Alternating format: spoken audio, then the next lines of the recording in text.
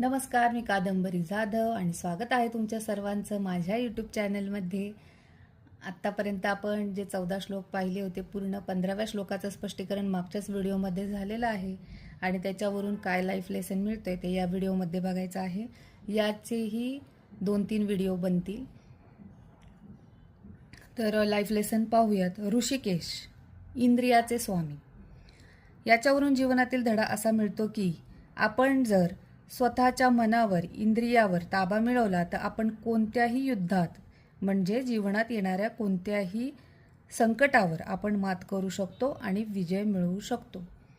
पांचजन्य, जसे पांचजन्य म्हणजे पंचमहाभूत, तसे आपल्या जीवनात आपले शरीर, मन, बुद्धी, आत्मा आणि कर्म हे पाचही घटक पंचमहाभूतांसारखेच आहेत आणि ते जर योग्य मार्गाने वापरले तरच आपली प्रगती शक्य आहे. देवदत्त, देवदत्त म्हणजे देवाने दिलेली देणगी.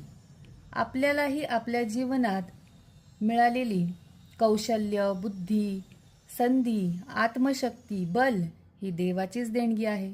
जर तिचा वापर आपण योग्य मार्गाने तसेच आपल्यासाठी व इतरांच्या भल्यासाठी वापरला तर आपला विजय हा नक्कीच होतो. पुढचा जो लाईफ लेसन आहे तो पुढच्या व्हिडिओमध्ये बघू. तोपर्यंत धन्यवाद. राधे राधे.